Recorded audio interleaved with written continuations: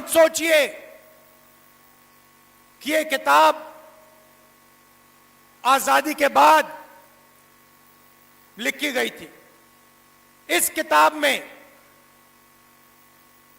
एक विचारधारा है, वो अंबेडकर जी के खून में थी, वीरा पासी जी के खून में थी, महात्मा गांधी जी के खून में थी। और हर प्रदेश में आपको कोई ना कोई व्यक्ति मिलेगा जो इस किताब के लिए लड़ा था और मरा था। केरल में नारायण गुरु जी, कर्नाटक में बसवना जी, बुद्ध भगवान, गुरु नानक, कबीर, इन सब की आवाज इस संविधान में है। हम बड़े बड़े फंक्शन करते हैं, फोटो के सामने हाथ जोड़ देते हैं, मूर्ति के सामने मत्था टेक देते हैं,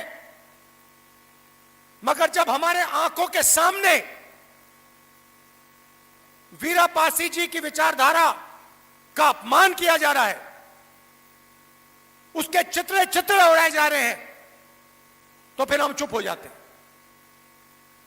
अंबेडकर जी की बात होती है, हाथ जोड़े जाते हैं,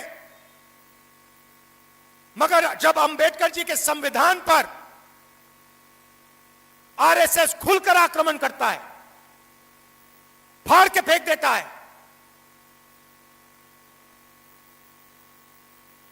बिल्कुल वही लोग जो अंबेडकर जी की मूर्ति के सामने जाके मत्था टेकते हैं, वही लोग अंबेडकर जी की विचारधारा को भूल जाते हैं। वही लोग अंबेडकर जी की विचारधारा की रक्षा नहीं करते। यही कमी है।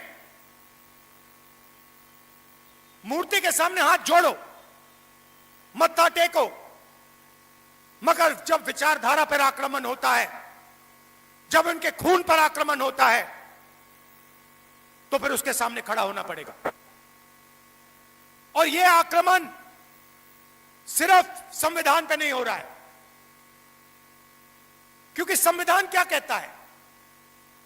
वीरा पासी जी ने क्या कहा? अंबेडकर जी ने क्या कहा? एक ही चीज कही थी, हिंदुस्तान में हर व्यक्ति को अभ्यास का सही फल मिलना चाहिए। हर व्यक्ति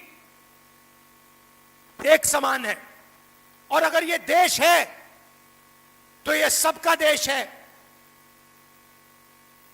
किसी एक जात का नहीं है, किसी एक व्यक्ति का नहीं है, किसी एक अरबपति का नहीं है, किसी एक संगठन का नहीं है, हिंदुस्तान के हर नागरिक का है।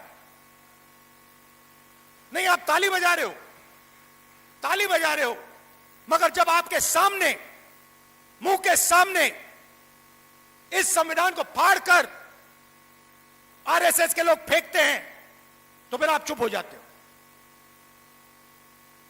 मैं आपसे ये कहना चाहता हूं, इसमें आपकी आवाज है,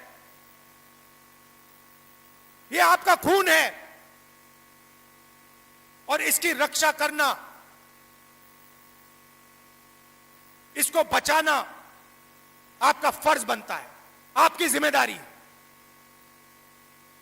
नरेंद्र मोदी आपसे कहते हैं कि विदेश मत जाओ,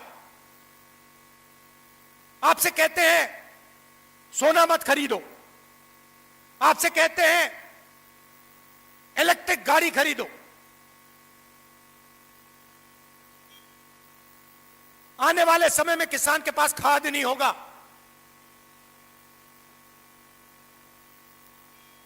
आर्थिक तूफान आ रहा है। आप देखना, कुछ ही महीनों में महंगाई कहां जाती है, पेट्रोल के दाम कहां जाते हैं, डीजल के दाम कहां जाते हैं, गैस के दाम कहां जाते हैं, दाल चावल के दाम कहां जाते हैं। प्रधानमंत्री कहता है सोना मत खरीदो, विदेश मत जाओ, और फिर हजारों करोड़ रुपए के जहाज में विदेश चला जाता है, आप लोग चुप रहते हो, आप लोग एक शब्द नहीं बोलते हो।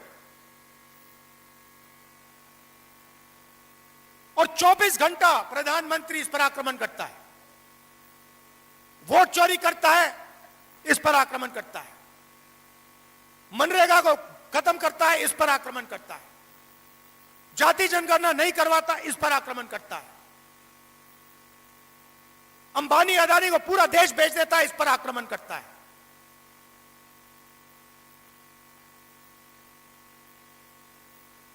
तो मेरा कहना है, हम अगर अंबेडकर जी की बात करें, अगर हम वीरा पासी जी की बात करें और उनकी मूर्ति के सामने हम हाथ जोड़ें, तो फिर हमारी जिम्मेदारी है कि उनकी विचारधारा की हम रक्षा करें। इसके बिना हाथ जोड़ने का कोई मतलब ही नहीं है। आप सोचिए,